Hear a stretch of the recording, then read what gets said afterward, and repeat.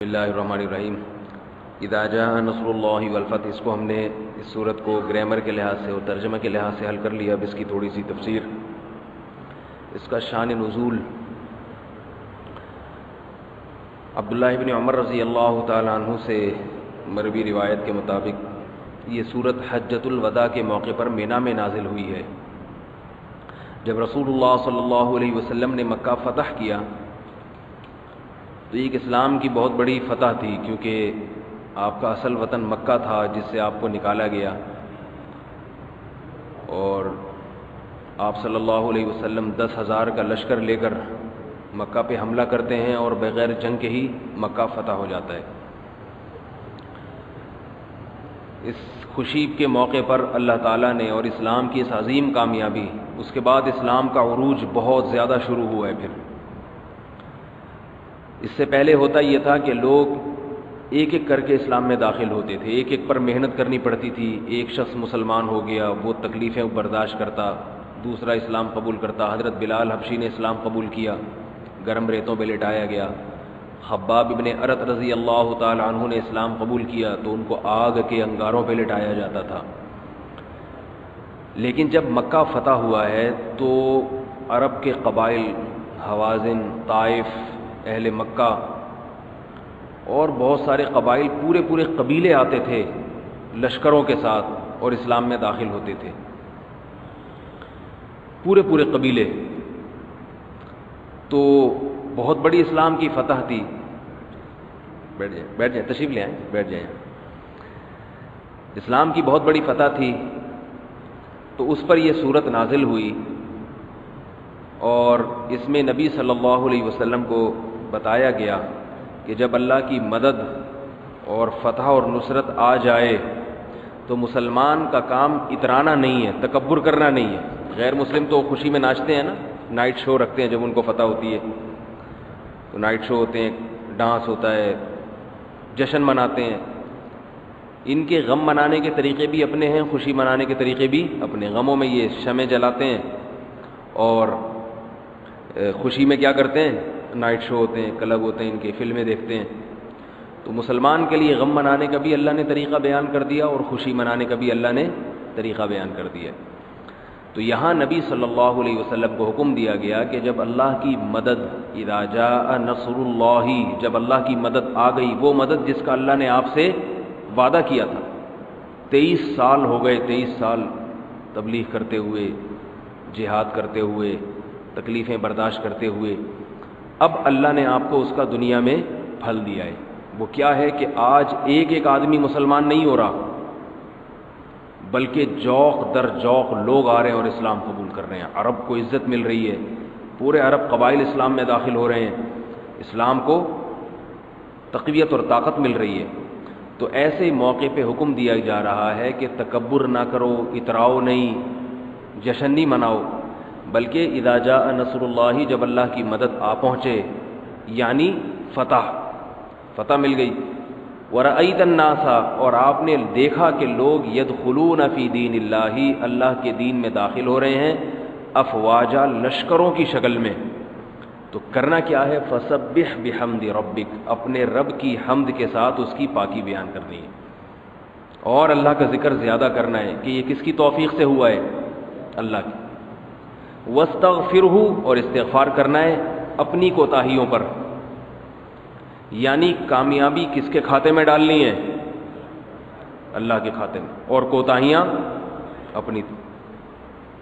یہ دین کی دعوت دینے والوں کو بھی سبق سکھایا، جہاد کرنے والوں کو بھی سبق سکھایا، تدریس، تعلیم، خطبہ دینے والوں کو، جو بھی دین کی کسی بھی خدمت میں مشغول ہے، اسے بتایا جا رہا ہے کہ جب کامیابی ملے اور تمہاری دعوت لوگ سننا شروع کر دیں، لوگ آنا شروع ہو جائیں، تو اسے کس کی دین سمجھو؟ اللہ کی، اپنا کمال مت سمجھو، اللہ کی دین سمجھو، لہذا اس کا شکر ادا کرو، اور کام چونکہ تم نے کیا ہے تو یہ سمجھو کہ میں نے جو کام کیا ہے مجھ سے اس میں کوتاہیاں ہوئی ہوں گی، اگر میرے اوپر چھوڑ دیا جاتا تو یہ کچھ نہ ہوتا۔ بھائی سمجھ میں آ رہی کیسا زبردست سبق مل رہا ہے؟ اگر اللہ میری محنت پہ نتیجہ چھوڑ دیتا تو میں نے کوئی صحیح محنت نہیں کی ہے. یہ تو اللہ کا کرم ہو گیا. یہ کس کو سکھایا جا رہا ہے؟ نبی کو. تو جب نبی کو یہ بتایا جا رہا ہے تو میں اور آپ کس کھیت کی مولی ہیں میرے بھائی. حالانکہ نبی نے تو دعوت و تبلیغ میں کوئی کسر نہیں چھوڑی. تو اصل میں نبی کے توسط سے امت کو سکھایا جا رہا ہے کہ جب نبی کو اترانے کی اجازت نہیں ہے، فخر کرنے کی اجازت نہیں ہے، بلکہ اللہ کی حمد و ثنا اور اپنی کوتاہیوں پر استغفار کہ اللہ تو نے جو تبلیغ رسالت کا کام مجھے دیا تھا، جو ذمہ داریاں دی تھیں، آج اس کا نتیجہ دیکھ رہا ہوں، لیکن مجھ سے کوتاہیاں ہوئی ہیں. یہ تو نے اپنا فضل کر دیا کہ آج یہ فتح اور نصرت ہے، لہذا تو قابل تعریف ہے. اور ہم اپنی کوتاہیوں پر استغفار کرتے ہیں. تبلیغ والے جب گشت کے لیے نکلتے ہیں تو واپسی پہ کیا کرتے ہیں؟ استغفار. حالانکہ ہونا یہ چاہیے تھا کہ بھئی ساری دنیا تو ٹی وی دیکھ رہی ہے، فلم دیکھ رہی ہے، کوئی میچ دیکھ رہا ہے، کوئی جوا کھیل رہا ہے، ہم اللہ کے راستے میں نکلے ہیں، دین کی تبلیغ کر رہے ہیں، اتنے لوگوں کو ہم نے دعوت دی، ان میں 5-6 تو آ گئے ہمارے ساتھ، چلو جی مٹھائی کھاؤ. 2-4 واپسی پہ مٹھائی کے ڈبے خریدتے ہوئے، ایک اپنے لیے اور ایک امیر صاحب کے لیے، اور ایک اضافی. جب واپس گھر جائیں گے تو گھر والوں سے ملیں گے، بولیں گے بھئی 3 دن کی جماعت میں گیا تھا، ان میں 10 افراد کو نکال کے لے آیا ہوں، اس کے لیے الگ مٹھائی. سمجھ میں آ رہی ہے بات کہ نہیں آ رہی؟ ایسا ہوتا ہے. وہاں بھی یہ سکھایا جاتا ہے کہ بھئی کام کرو، واپسی پہ استغفار کہ اللہ ہم سے تو غلطی ہوا ہے، ہم سے تو صحیح ہوتا ہی نہیں ہے. جب بھی کوئی شخص اس لحاظ سے دین کا کام کرتا ہے تو اللہ اس کے کام میں بہت برکت دے دیتے ہیں. ہمارے کاموں میں برکت کیوں نہیں ہوتی؟ اس لیے کہ ہم جو کرتے ہیں اس کو اپنا کمال سمجھتے ہیں، حالانکہ ہم سے بہت ساری کوتاہیاں بھی ہوتی ہیں. ہر آدمی چاہتا ہے کہ میرا نام آئے، کام کروں نہ کروں نام میں ٹانگ میری ہونی چاہیے. کوئی بھی کام ہو جائے نا، میں نے مسلمان کیا اس کو، میری تبلیغ سے آیا یہ، ورنہ تمہارے کہنے سے تو آ ہی نہیں رہا تھا، یہ میرا کارنامہ ہے. تو میرا جو انا ہوتی ہے نا، یہ دین میں اللہ کو پسند نہیں ہے. دین میں اپنے آپ کو جتنا مٹائے گا، کام کرے زیادہ اور مٹائے اپنے آپ کو، تو اللہ اس کے نام کو بھی ظاہر کریں گے. یہ تو مٹائے گا مگر اللہ اس کو مٹنے نہیں دیں گے.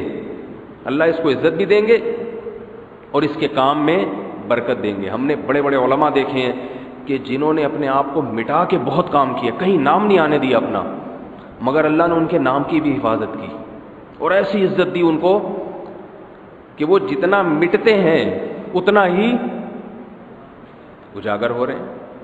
تو اللہ تعالیٰ نے حکم دیا فسبح بحمد ربک، اپنے رب کی حمد کے ساتھ تسبیح بیان کیجئے. تو واستغفرہ، اور اس اللہ سے مغفرت طلب کیجئے. انہ کان توابا، بے شک وہ بہت زیادہ توبہ قبول کرنے والا ہے. جو بہت زیادہ توبہ قبول کرنے والا ہے، جب تم اپنی کوتاہیوں پہ اس سے مغفرت طلب کرو گے تو وہ ضرور معاف کرے گا. امید دلائی جا رہی ہے کہ جو تم سے کوتاہیاں ہو گئیں ان کو معاف کرے گا. وہ کوتاہیاں ہر ایک سے ہوتی ہیں. یہ تو اس صورت کا شان نزول ہے کہ جب مکہ فتح ہو گیا تو اللہ کے رسول صلی اللہ علیہ وسلم کو یہ اطلاع دی گئی کہ اب آپ اس پہ یہ کیجیے. اور ظاہر ہے بس بتانا امت کو مقصود تھا کہ نبی صلی اللہ علیہ وسلم تو یہ نبی صلی اللہ علیہ وسلم جب مکہ فتح ہوا ہے تو سر جھکا کے داخل ہوئے ہیں اور بیت اللہ میں جا کے 8 رکعتیں آپ نے بیت اللہ کے اندر پڑھی ہیں، شکرانے کی نماز پڑھی آپ صلی اللہ علیہ وسلم نے. باقی اس حدیث اس میں نمبر وار اسباق کیا ملتے ہیں یہ میں بتاتا ہوں. پہلے اس صورت کی تفسیر میں یہ بات بھی داخل ہے کہ صحابہ کرام کا اس بات پر اجماع ہے کہ جب یہ صورت نازل ہوئی ہے اس میں اشارتاً نبی صلی اللہ علیہ وسلم کو موت کی خبر دی گئی ہے کہ آپ صلی اللہ علیہ وسلم دنیا سے پردہ فرمانے والے. حضرت عبداللہ ابن عباس رضی اللہ تعالی عنہ یہ بڑے عالم صحابی تھے، نوعمر تھے. حضرت عمر کا دور خلافت تھا. حضرت عمر عبداللہ بن عباس کو اپنی مجلسوں میں بٹھاتے تھے، حالانکہ نوعمر تھے یہ. تو اس پہ بعض حضرات کو اشکال ہوتا تھا کہ یہ بچہ کیوں بیٹھتا ہے اتنی بڑی بڑی محفلوں میں. کبار بڑے بڑے صحابہ ہیں، ان میں حضرت عمر اس بچے کو کیوں بٹھاتے ہیں، نوعمر کو کیوں بٹھاتے ہیں. حضرت عمر نے یہ چیز بھانپ لی کہ ان لوگوں کو اشکال ہو رہا ہے کہ اس نوجوان کو کیوں بٹھاتے ہیں. تو حضرت عمر نے یہ اشکال دور کرنے کے لیے، اشکال دور کرنے کا ایک طریقہ تو یہ ہوتا ہے کہ آپ سوال قائم کریں پھر خود جواب دیں، اور ایک طریقہ ہوتا ہے کہ اشارتاً سمجھا دیں کہ میں اس کو کیوں بٹھا رہا ہوں۔ تو حضرت عمر نے حضرت عبداللہ بن عباس کی فضیلت لوگوں کے سامنے ظاہر کرنے کے لیے ایک دن سوال کیا صحابہ سے کہ بتاؤ اذا جاء نصر اللہ، یہ جو صورت نازل ہوئی ہے اس میں اللہ نے کیا خبر دی ہے؟ تو سب نے کہا اس میں اللہ نے خبر دی ہے کہ جب اللہ کی مدد آ جائے تو اللہ کی حمد و ثنا کرنی چاہیے۔ سب نے یہ جواب دیا۔ عبداللہ بن عباس نوجوان تھے، پوچھا آپ کیا کہتے ہیں؟ عبداللہ بن عباس نے فرمایا اس میں نبی صلی اللہ علیہ وسلم کو اللہ نے خبر دے دی کہ آپ کی زندگی ختم۔ سمجھ میں آ رہی ہے بات؟ کیوں؟ اس لیے کہ آپ صلی اللہ علیہ وسلم جس مشن کو لے کر آئے تھے اس مشن کی تکمیل، اب اسلام اپنے پاؤں پہ کھڑا ہو گیا ہے، اب یہ پھیلتا چلا جائے گا، پھیلتا چلا جائے گا۔ تو انبیاء کی زندگی کا مقصد کیا ہوتا ہے؟ دین کو غالب کرنا۔ وہ روٹی کمانے نہیں آتے، وہ بیوی بچے پالنے نہیں آتے، بنیادی مقصد ان کا کیا ہوتا ہے؟ تو جب محمد صلی اللہ علیہ وسلم کے ذریعے دین کی تکمیل ہو گئی تو اب اس میں اشارہ دے دیا گیا کہ اب نبی صلی اللہ علیہ وسلم دنیا سے جانے والے۔ اسی وجہ سے اسی سال، جس سال یہ صورت نازل ہوئی اسی سال آپ صلی اللہ علیہ وسلم کا انتقال ہو گیا، اور آپ صلی اللہ علیہ وسلم بھی یہ چیز سمجھ گئے تھے اور صحابہ کو بتایا کرتے تھے کہ میرے رب نے مجھے موت کی خبر دے دی ہے کہ میں دنیا سے، کیونکہ اب میری زندگی کا مقصد نہیں ہے کوئی۔ تو یہ بھی اس صورت کے اہم مضامین میں سے ہے۔ اس صورت سے ہمیں اسباق کیا ملتے ہیں؟ پہلا سبق تو سب سے اہم سبق ہے جو میں نے آپ کو تفصیل سے بتایا، اس کو دوبارہ ریوائز کر دیتا ہوں کہ جب اللہ تعالیٰ کسی شخص کو اللہ کسی پر انعام کریں، چاہے دینی انعام ہو یا دنیاوی انعام ہو، تو اس پہ اترانا نہیں چاہیے بلکہ اس انعام کو اللہ کی دین سمجھنا چاہیے، چاہے دنیا کی نعمت ملے چاہے آخرت کی نعمت ملے۔ پہلا سبق تو یہ ملتا ہے۔ دوسرا سبق خاص طور پہ دیندار لوگوں کے لیے وہ سبق یہ ملتا ہے کہ جب اللہ تعالیٰ ہمارے دین کی دعوت یا جہاد یا اور کوئی دین کا شعبہ ہم سے زندہ کروائیں اور اس پہ اللہ کی طرف سے کامیابیاں آنا شروع ہو جائیں تو اس کو کس کی دین سمجھیں؟ اللہ کی۔ اپنا کمال نہ سمجھیں بلکہ یہ سمجھیں کہ ہم اس قابل نہیں تھے، ہم نے تو کام بگاڑا ہے، ہم تو کام بگاڑنے والے ہیں۔ اللہ کی رحمت ہے کہ ہم جیسے نالائقوں کے کام میں اس نے برکت دے دی، لہذا ہم شکر کس کا ادا کریں گے؟ اللہ کا ادا کریں گے۔ تیسرا سبق یہ ملتا ہے کہ اللہ کا شکر ادا کرنے کے تو درجات ہیں۔ سب سے پہلا درجہ کیا ہے کہ زبان سے اس کی حمد و ثنا کی جائے، باقی چیزوں بعد میں ہے نا، کہ اس کی اطاعت، اس کی فرما برداری، زبان سے اس کی، کیونکہ تسبیح بھی زبان سے ہوتی ہے اور استغفار بھی زبان سے ہوتا ہے۔ حدیث میں آتا ہے کہ رسول اللہ صلی اللہ علیہ وسلم جب یہ صورتیں نازل ہوئیں تو آپ صلی اللہ علیہ وسلم کثرت سے رکوع اور سجدے میں یہ دعا پڑھا کرتے تھے کہ اللہم انی استغفرک واتوب الیک، اے اللہ میں تجھ سے استغفار کرتا ہوں اور توبہ کرتا ہوں۔ اور آپ صلی اللہ علیہ وسلم کثرت سے اللہ تعالیٰ کی حمد و ثنا، سبحان اللہ و بحمدہ، کہ اللہ کی ذات پاک ہے، وہ بحمدہ، اور وہ قابل تعریف ہے۔ تو زبان سے بھی اللہ کا شکر ادا کرے۔ کتنے نمبر ہو گئے ہے بھائی؟ 3 نمبر ہو گئے میرا خیال ہے، اسباق جو بیان ہو رہے ہیں، اسباق کے 2 نمبر ہو گئے، 2۔ تیسرا نمبر یہ ہے کہ اللہ کی حمد و ثنا میں اللہ کو تسبیح اور تحمید زیادہ پسند ہے۔ تسبیح کہتے ہیں اللہ کی پاکی بیان کرنا، یعنی یہ بتانا کہ اللہ ہر عیب سے پاک ہے، اور حمد کہتے ہیں اللہ کی تعریف کرنا، یعنی یہ بتانا کہ ساری اچھی صفات اللہ میں ہیں۔ تو اس طرح سے حمد جامع بن جاتی ہے۔ آپ جب کسی کی تعریف کرتے ہو تو پہلے آپ یہ بتاتے ہو اس میں یہ خرابی نہیں ہے، پھر آپ یہ بتاتے ہو اس میں یہ خوبیاں ہیں، تو خرابیاں بھی نہیں ہیں، ساری خوبیاں ہیں، یہ جو ہے نا جامع ثنا بن جاتی ہے۔ تو اللہ تعالیٰ بھی حکم دے رہے ہیں کہ اللہ کی تسبیح بیان کرو، سبحان اللہ کہو۔ سبحان اللہ کا مطلب اللہ ہر عیب سے پاک، اور الحمدللہ کا مطلب ساری خوبیاں اس میں موجود ہیں۔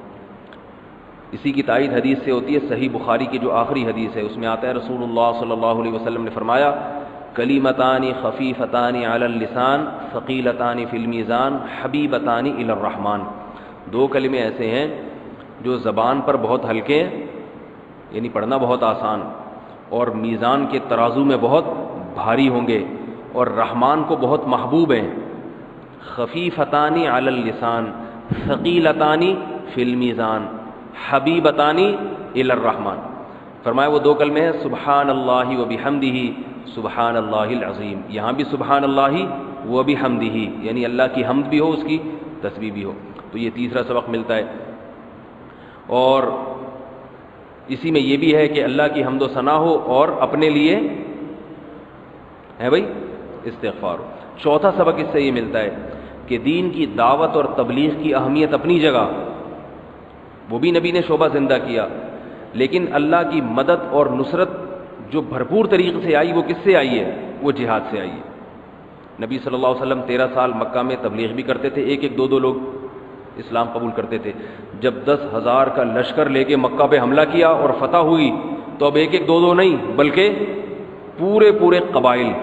تو چوتھا سبق اس سے یہ ملتا ہے کہ اللہ کی جو نصرت حقیقی طور پر جب آتی ہے تو وہ کس کے بعد آتی ہے؟ جہاد کے بعد آتی ہے۔ لیکن یہاں یہ بات یاد رکھیں کہ یہ ضروری ہے کہ جہاد اپنے موقع پر ہو۔ سمجھ میں آ رہی بات؟ نبی صلی اللہ علیہ وسلم کی پوری سیرت کو اگر دیکھا جائے تو پھر اس سیرت کو سامنے رکھ کر جہاد ہے۔ ہر جگہ لڑنے کو، ہر ایک سے لڑنے کو جہاد نہیں کہتے۔ کوئی بھی اٹھے کہیں میں بم پھاڑ کے آ جائے کہ میں اسلام کو غالب کروں گا، یہ تقریب کاری ہے، اس سے جہاد نہیں ہوتا۔ تو جہاد کے جو شرعی آداب ہیں، کہاں ہوتا ہے، کس سے ہوتا ہے، کس کی اجازت سے ہوتا ہے، اس کے لیے قوت کتنی ہونی چاہیے، اعمال کیسے ہونے چاہیے۔ جہاد میں سب سے پہلی شرط قوت۔ علماء بیان کرتے ہیں اگر کافر سے لڑنے کی آدھی طاقت بھی نہیں ہے آپ کے پاس تو پھر آپ کو حملہ کرنے کی اجازت نہیں ہے۔ نبی صلی اللہ علیہ وسلم نے مکہ پہ حملہ نہیں کیا پہلے، وجہ اس کی یہ تھی کہ اہل مکہ سے لڑنے کے لیے لشکر نہیں تھا۔ جب 10,000 کا لشکر ہوا پھر حملہ کیا ہے۔ تو آج جو غیر مسلم ممالک ہیں، کسی مسلمان ملک سے یہ کہنا کہ ان غیر مسلم ممالک پہ چڑھائی کرو، یہ عجیب سی بات ہوگی، کیونکہ اسباب کی دنیا میں مسلمان پر اقدامی جہاد کی طاقت نہیں ہے۔ اگر یہ امریکہ سے لڑے گا نا تو لڑنے کے لیے جہاز بھی انہی سے لے گا، تو وہ تھوڑی دے گا آپ کو اپنے آپ کو پٹائی کرنے کے لیے جہاز۔ تو اقدامی جہاد، یعنی اقدام کا مطلب جیسے نبی نے مکہ پہ حملہ کیا، اس اقدامی جہاد کے لیے بہت ساری شرطیں ہیں۔ تو وہ شرطیں علماء سے پوچھی جا سکتی ہیں، کتابوں میں لکھی ہوئی ہیں۔ تو اس لیے جب وہ شرائط نہ ہوں تو پھر انسان دعوت میں ہی لگا رہے یا ان شرائط کو پیدا کرنے کی کوشش کرے۔ تو جو ہے وہ شرائط تفصیلی کتابوں میں لکھیں، بھی موضوع میرا تبدیل ہو جائے گا اس لیے میں ان کو نہیں چھیڑتا۔ لیکن اتنی بات ضرور ثابت ہوتی ہے کہ اللہ کی مدد و نصرت بھرپور طریقے سے جو آتی ہے وہ آخر میں ہوتا کیا ہے؟ آخر میں نتیجہ بہرحال عام طور پر اللہ کی عادت کیا ہے کہ وہ جہاد میں ہوگا۔ اس سے دوسرے شعبوں کی نفی نہیں ہے۔ نبی صلی اللہ علیہ وسلم نے سارے شعبے زندہ کیے۔ ہمارے یہاں جب کوئی کسی ایک چیز پر آتا ہے تو باقی ساری چیزوں کی نفی کر دیتا ہے۔ نہ اس سے تبلیغ کی اہمیت کم کرنا مقصد ہے، نہ مدارس کی اہمیت کم کرنا۔ نبی صلی اللہ علیہ وسلم نے وہ سارے کام کیے، وہ سارے کرنے پڑیں گے، اور اس اسٹیج تک لانے کے لیے وہ سارے پیچھے تمہیدات ہیں۔ نبی کی پیچھے وہ تمہیدات نہ ہوتی تو یہ اس مقام تک تھوڑی پہنچتے ہو۔ تو یہ بھی ہمیں بہرحال اس سے سبق ملتا ہے۔ اور چھٹی بات جی،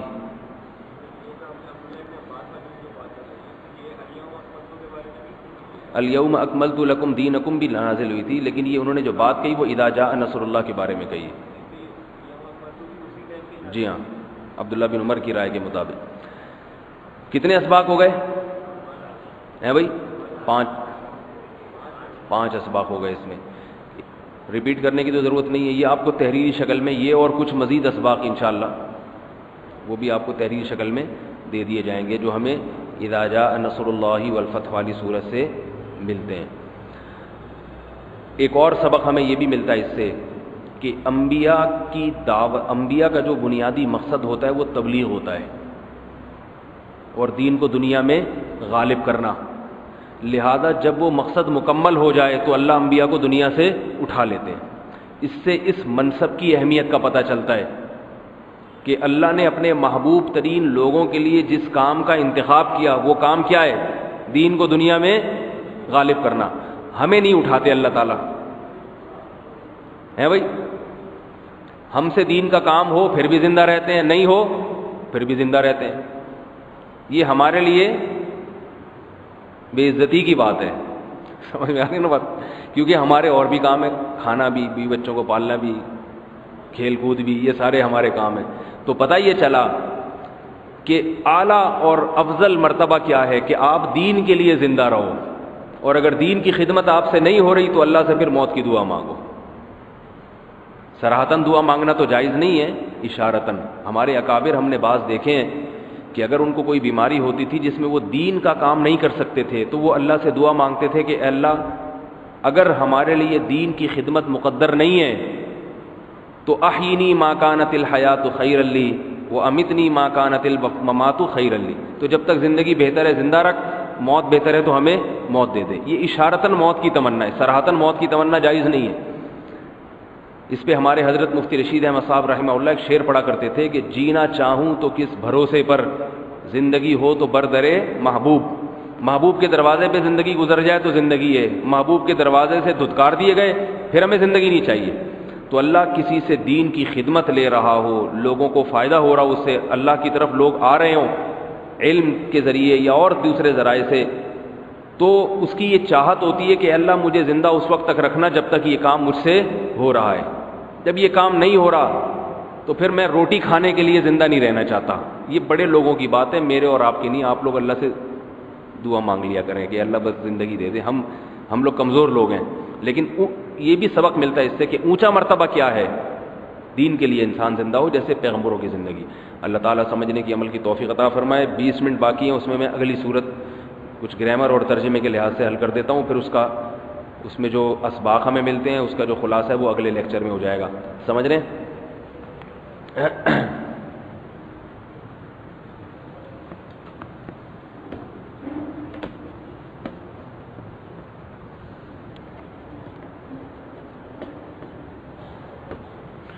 یہ جو صورت ہے ابھی ہم پڑھیں گے یہ بڑی مزیدار ہے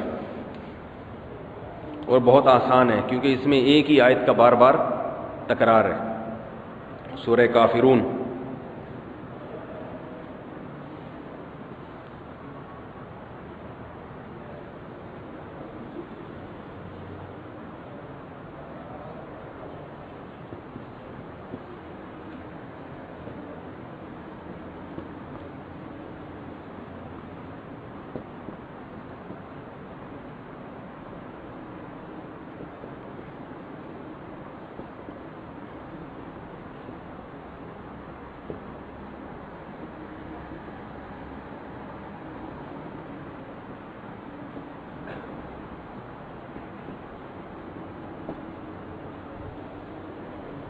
قل یا ایھا الکافرون لا اعبد ما تعبدون ولا انتم عابدون ما اعبد ولا انا عابد. وہی غلط لکھ دی.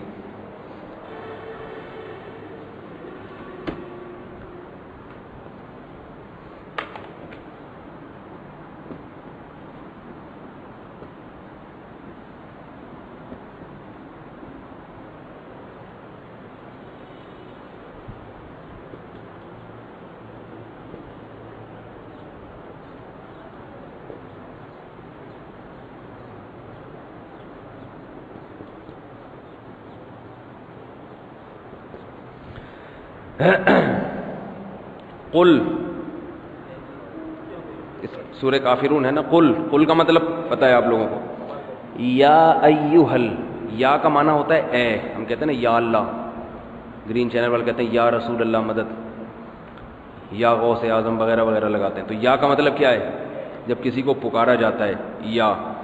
ایہل، ایو گرامر کے لحاظ سے کیا ہے اس کو چھوڑیں، بس اس کا بامحاورہ ترجمہ ہوتا ہے جب کسی تنبیہ کے لیے. ارے، جب آپ کسی کو بلاتے نا وہ یعنی یا کا مطلب تو اے ارے ارے ارے بھائی، صحیح ہے نا، تھوڑا تنبیہ کے لیے. ایھا کا مطلب ارے ہو، ذرا اس میں تنبیہ زیادہ ہو جاتی ہے، دوسرا متوجہ ہو جاتا ہے آپ کی طرف. یا ایھا الکافرون، یا ایھا کافر آسان ہے، اس میں فاعل ہے نا کفر کرنے والا، انکار کرنے والا، مطلب کافر ہی ہے. اس کی جمع کیا آئے گی؟ کافرون. جیسے عابد کی جمع کیا آتی ہے؟ راحم کی جمع راحمون. تو کہہ دیجئے اے کافرو. یہ بہت آسان صورت ہے. کہہ دیجئے اے کافرو، لا اعبدو، یعبدو کی گردان پڑی ہے آپ لوگوں نے، لا،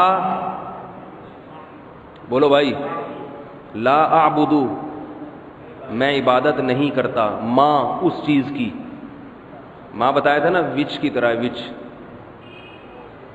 میں عبادت نہیں کرتا ماں اس چیز کی، تعبدون، تم عبادت کرتے ہو جس کی، تعبدون بھی پڑھا ہوا ہے آپ لوگوں نے بھائی، یعبدو کی پوری گردان یاد کروائی تھی. لا اعبدو، میں عبادت نہیں کروں گا، یہ فیوچر کے معنی میں ہے، مضارع حال کے معنی میں بھی ہوتا ہے اور مستقبل کے معنی میں بھی. لا اعبدو، میں عبادت نہیں کروں گا، ماں اس کی، تعبدون، جس کی تم کرتے ہو، عبادت کرتے ہو تم جس کی.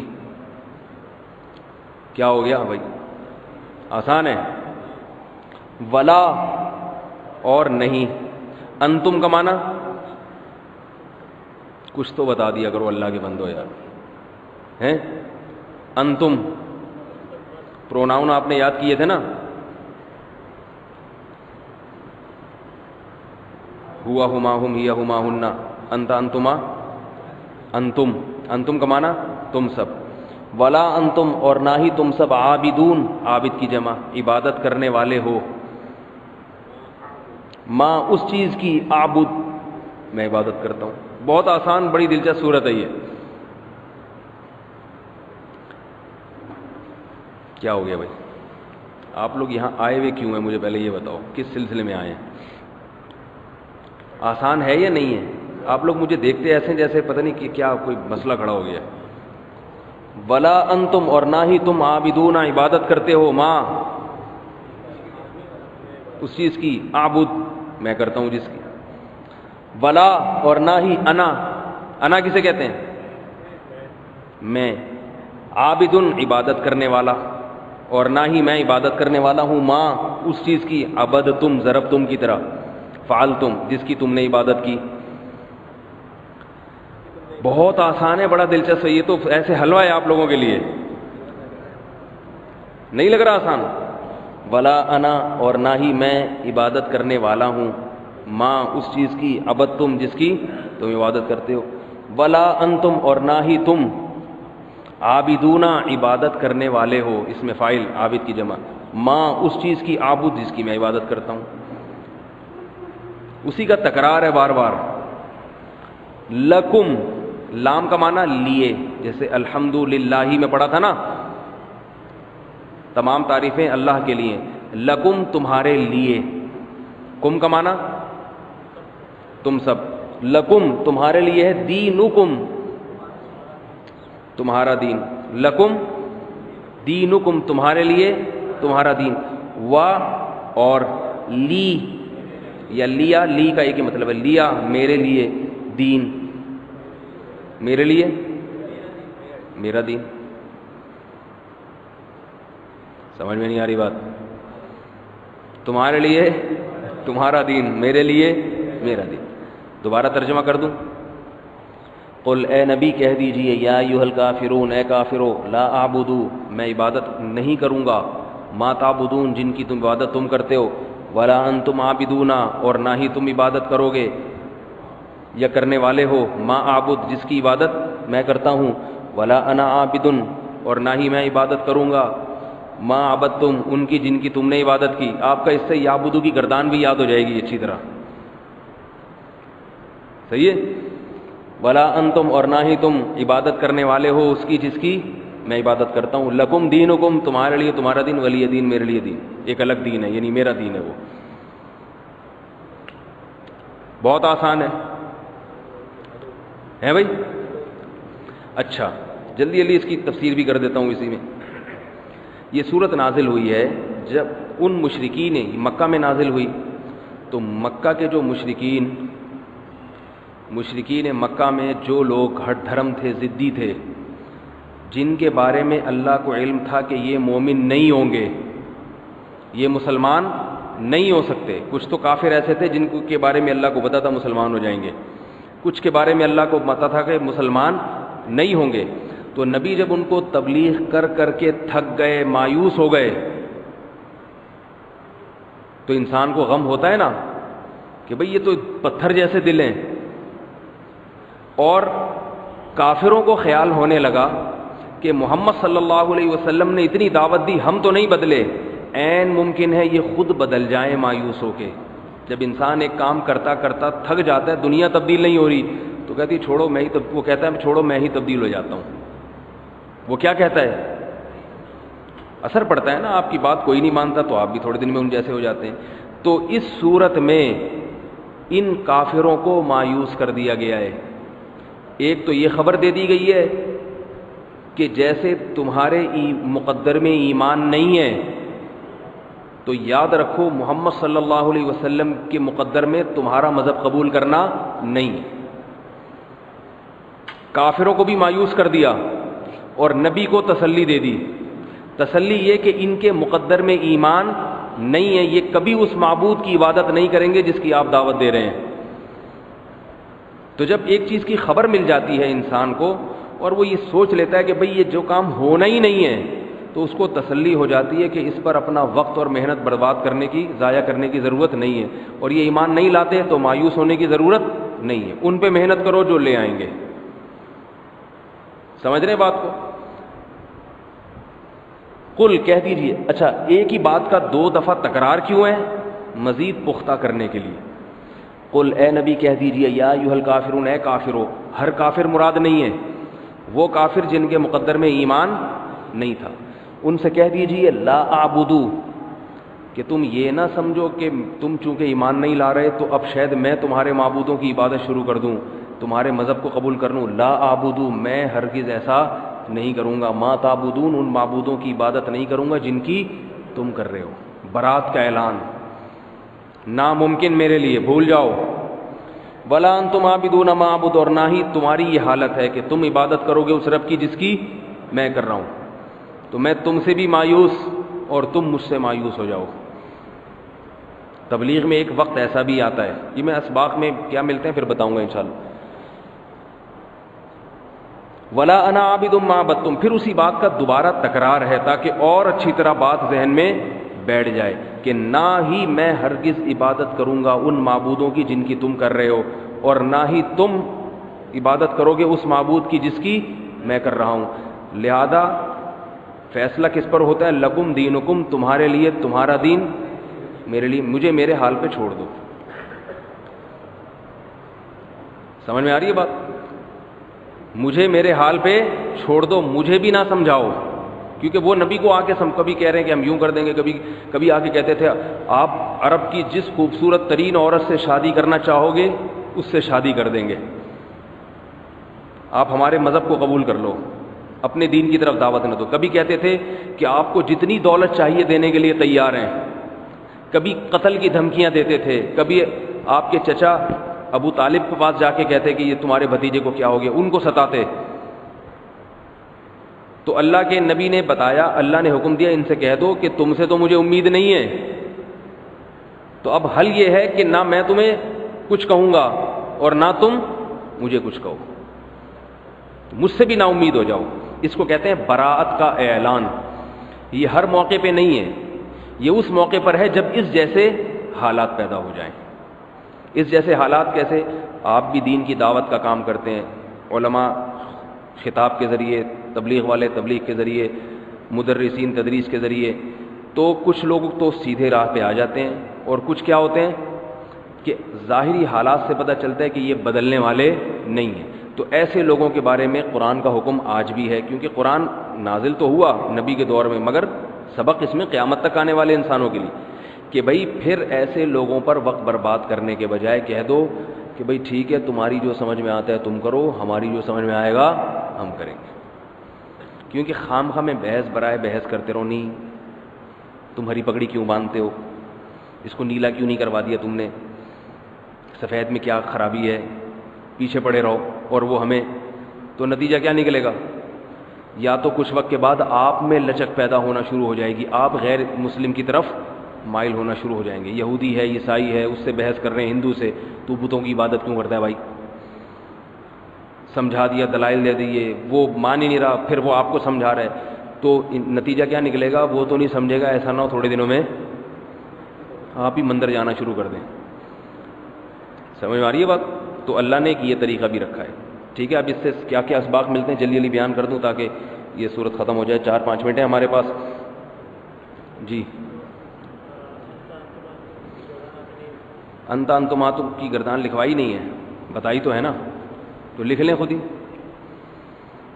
جب ایک چیز زبانی یاد کرا دی آپ کو تو لکھ لیں نا, خود لکھیں گے تو جلدی یاد ہو جائے گی. ٹھیک ہے, میں لکھ کے بھیج دوں گا انشاءاللہ پیپر پہ. اچھا, قل یا ایھا الکافرون, اس میں ایک پہلا سبق کیا ملتا ہے کہ کافر کو کافر کہنا جائز ہے. بعض لوگ کہتے ہیں کافر کو بھی کافر نہیں کہنا چاہیے. اس میں کافروں کو اللہ نے کیا کہا ہے؟ کافروں. البتہ بے موقع کافر کو کافر کہنے میں نقصان ہوتا ہے. یہ موقع تھا, یہ ان کو کہا جا رہا ہے جن کی قسمت میں ہدایت نہیں ہے. ورنہ خامخواہ میں کسی کافر کو کوئی عیسائی جا رہا ہے, وہ کافر کے بچے ادھر آ, اس سے نقصان ہوتا ہے. اس کی دلیل کیا ہے؟ قرآن مجید نے یہود و نصارہ کے جو کافر ہیں ان کو قرآن میں خطاب کیا اہل کتاب سے. یہ مہذب لفظ ہے, یا اہل الکتاب, اے اہل کتاب. حالانکہ اللہ یہ بھی کہہ سکتے اے کافرو. تو اہل کتاب میں کیا ہے؟ ذرا شائستگی ہے. تو جب کسی کو دین کی دعوت دینی ہو, قرآن دعوت دے رہا ہے یا اہل الکتاب تعالو, اے اہل کتاب آؤ, آؤ ہماری بات سنو. تو جب بلائیں گے تو آپ نے کہا وہ کافر کے بچے ادھر آ میری بات سن, آئے گا وہ؟ کیا ہو گیا بھائی, آئے گا؟ اور پھر دلیل دیں قل یا ایھا الکافرون قرآن میں. تو بھائی قرآن میں کس کافروں کو خطاب ہو رہا ہے اس وقت؟ جن سے برات کا اعلان, جن کی ہدایت کی امیدیں ختم ہو گئیں, ہٹ دھرم ضدی. لیکن جس کے دل میں ذرا بھی جذبہ ہو اس سے شائستگی سے کلام کرنا ہے. تو وہ کافر مگر اسے اہل کتاب, مہذب لفظ ہے. ہندو کو ہندو کہہ دیں, آپ ہندو ہیں, اس کو کہیں بھائی آپ ہندو ہیں ذرا بات سن لیں, سن لے گا بات. کہا میں وہ کافر کے بچے جہنمی. صحیح ہے نا, بدقسمت. تو یہ طریقہ نہیں ہے. ٹھیک ہے, تو ایک سبق تو یہ ملا اس آیت سے ہمیں, اس سورت سے ہمیں. دوسرا سبق کیا ملا کہ انسان جب دعوت کا کام کرتا ہے, دین کی تبلیغ کرتا ہے, کسی بھی درجے میں, گناہ گار کو دعوت دے رہے ہیں آپ, کسی کی داڑھی نہیں ہے اس کو داڑھی رکھنے کا حکم دے رہے ہیں, کوئی عورت بے پردہ ہے اس کو پردے کا حکم دے رہے ہیں, تو جب تک امید ہے کچھ بھی اس پہ محنت کی جائے. اور اسباب کی دنیا میں جب بالکل نا امیدی ختم ہو جائے, بالکل نا امیدی ہو جائے, تو پھر شریعت کی تعلیم یہ ہے کہ اس کے لیے دعا پر اکتفا کیا جائے, محنت ان لوگوں پہ کی جائے جن میں کچھ طلب ہے. کیونکہ انسان کے پاس وقت تھوڑا ہے, کام زیادہ ہے, تو بے طلبوں پر محنت کرنے کے بجائے طلبگاروں پہ کرو گے تو آؤٹ پٹ اس کا نکلے گا. یا تو ہوتا نا نوح علیہ السلام جتنی عمر ملی ہوتی, کہ جن کے اندر صلاحیت ہی نہیں ہے ان پہ وقت لگاتے رہو لگاتے رہو لگاتے رہو, آ گئے ٹھیک ہے, نہیں آئے تو اگلے 400 سال میں مزید ان لوگوں پہ محنت کر لیں گے جن میں طلب ہے. اب وقت آپ کے پاس محدود ہے, جن میں طلب ہے وہی بہت زیادہ ہیں, جن کی ہدایت کی امیدیں ان کی آبادی بہت ہے. تو ایسے لوگوں پر وقت برباد کرنے کے بجائے ان پہ محنت کی جائے جن میں طلب ہے. تبھی میں یہ لیکچر کے بارے میں بار بار آپ سے کہتا ہوں کہ اگر کوئی آؤٹ پٹ نکل رہا ہے تو میں پڑھاؤں گا, ورنہ چھوڑ دوں گا, کیونکہ میرے پاس بھی وقت کم ہے. سمجھ میں آ رہی ہے بات؟ اگر نہیں دلچسپی لیں گے, چھٹیاں کریں گے, سبق نہیں سنائیں گے, تو نتیجہ کیا نہیں, میں بولوں گا بھائی جتنا ٹائم میرے پاس ہے میں کسی دوسرے مفید کام میں نہ لگا دوں. تو اس کا مقصد یہ نہیں ہوتا کہ آپ کو بھگانا چاہتے ہیں, بلکہ جیسے دنیا کا تاجر چاہتا ہے تھوڑے سے تھوڑے وقت میں زیادہ سے زیادہ پیسہ کمائے, تو آخرت کے بھی تاجر کو چاہیے تھوڑے سے تھوڑے وقت میں زیادہ سے زیادہ ثواب کمائے. وہ ہمارے حضرت مفتی رشید احمد صاحب رحمہ اللہ تعالی ایک جگہ جمعے میں بیان کیا کرتے تھے, داڑھی پر بیان, پردے پر بیان. حضرت کو سال گزر گیا مگر کسی ایک نے بھی داڑھی نہیں رکھی, کسی خاتون نے پردہ نہیں کیا. حضرت نے وہاں بیان چھوڑ دیا, دوسری مسجد میں شروع کر دیا. کچھ لوگ آئے کہنے لگے حضرت آپ بیان کریں اور یہ ہے, اور میں نے فرمایا 1 سال ہو گیا محنت کر لی, کوئی فائدہ نہیں مل رہا, تو بیان تو کروں گا لیکن یہاں نہیں, کسی ایسی جگہ پہ جہاں فائدے کی امید ہو. تو اس کا مقصد یہ نہیں ہے کہ مایوسی ہو گئی ہے, بلکہ بھائی وقت کم ہے, مقابلہ سخت ہے. تو ایسے لوگوں پہ کر لو جو یہ ایک جو ہے نا, یہ اس میں فائدہ, یہ سورج سے ہمیں سبق ملتا ہے. اور تیسرا سبق ہمیں اس سورج سے یہ ملتا ہے کہ جس آدمی کے بارے میں آپ کو پتہ چل جائے کہ دلائل سمجھا دیے پھر بھی سمجھ میں نہیں آ رہے, اس سے برات کا اعلان کر دو. کیونکہ برات کا اعلان نہیں کیا تو آپ بھی اس کی طرف مائل ہونا شروع ہو جاؤ گے. سمجھ رہے ہو؟ بولو بھائی ٹھیک ہے، آپ اس پہ خوش، ہم اس پہ خوش۔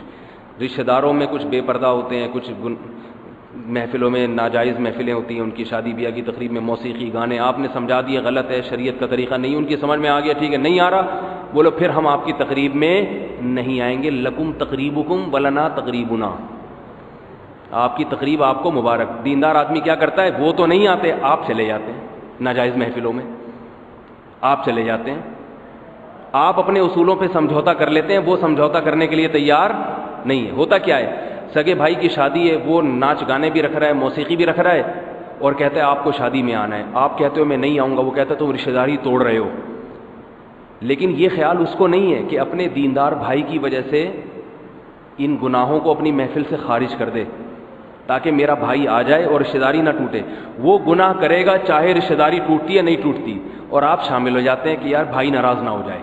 تو ایسا نہیں ہے، آپ کو اس سے زیادہ مضبوطی دکھانی چاہیے کہ بھائی تو اپنی بے دینی پہ ڈٹا ہوا ہے نا، تو ہم نے بھی قسم اٹھائی ہوئی ہے کہ ہم بے دین، ایسی محفل جس میں گناہ ہے اس میں شرکت نہیں کریں گے۔ سود خور آدمی سود کھاتا ہے، اب آپ کی دعوت کرتا ہے، لوگ مسئلہ پوچھتے ہیں کہ ہم کھا لیں، ہم بتاتے ہیں بھائی جائز نہیں، آپ کہتے ہیں وہ ناراض ہو جائے گا، کیا سوچے گا، میرے چچا ہیں وہ بینک میں مینیجر ہے، چچا ناراض ہو جائیں گے، تو وہ خدا کی ناراضی کی فکر نہیں کر رہا، حرام کھانے پر تلا ہوا ہے، اس کو شرم نہیں آ رہی آپ سے کہ آپ کے سامنے حرام کھائے گا بھی کھلائے گا بھی، آپ کو نہ کھاتے ہوئے شرم آ رہی ہے، غلط کام چھوڑتے ہوئے شرم آ رہی ہے، اسے غلط کام کرتے ہوئے شرم نہیں آ رہی۔ اس میں بتایا جا رہا ہے کہ تمہیں بتوں کی عبادت کرتے ہوئے برا نہیں لگتا، تو ہم اللہ کی عبادت ہمیں کیوں بری لگے گی؟ تمہیں، تمہارے لیے تمہارا دین، تو ہمارے لیے ہمارا دین۔ یہ کون سا سبق ہو گیا؟ کون سا؟ 5واں نقطہ، نمبر تو یاد رکھ لیا کریں کم از کم، ٹھیک ہے، 5واں نقطہ ہو گیا۔ چھٹا نقطہ اس سے کیا ملتا ہے ہمیں؟ چھٹا سبق ہمیں یہ ملتا ہے کہ یدخلون فی دین اللہ، دین اللہ کے لفظ میں کہ اللہ کے دین میں داخل ہو جائیں۔ اللہ نے اپنا دین کسے قرار دیا؟ اسلام کو۔ پتہ چلتا ہے کہ اللہ کا دین صرف اور صرف اسلام ہے۔ قرآن میں آتا ہے وَمَن یبتغی غیر الاسلام دینا فلن یقبل منہ، جو اسلام کے علاوہ کسی اور کو مذہب بنائے گا وہ قبول نہیں ہوگا۔ اسلام کے علاوہ جتنے دین ہیں سارے انسانوں کے بنائے ہوئے دین ہیں، اسلام انسانوں کا بنایا ہوا نہیں بلکہ اللہ کا دین ہے۔ تو ہمیں اپنے مذہب پہ فخر ہونا چاہیے، یہ ہمارا نہیں ہے بلکہ کس کا ہے؟ اللہ کا ہے، ہم اس کے فالوورز ہیں، اس کے اتباع کرنے والے ہیں ہم لوگ۔ تو جو اس دین کو غالب کرنے کی کوشش کرے گا تو وہ اللہ کے دین کو غالب کر رہا ہے، اپنے مذہب کو غالب نہیں کر رہا۔ وہ باقی جتنے لوگ ہیں وہ اپنے مسلک، اپنے مذہب کو غالب کرنے کی کوشش میں لگے ہوئے ہیں۔ یہ بھی اور بھی کچھ اسباق ہیں جو آپ کو تحریری شکل میں دے دوں گا، بڑے زبردست اسباق ہیں، مگر وقت کافی زیادہ ہو چکا ہے، تو وہ آپ کو ریٹن صورت میں نمبر وار انشاءاللہ مل جائیں گے۔ اللہ تعالیٰ سمجھنے کی، عمل کی توفیق عطا فرمائے۔ وما علینا الا البلاغ۔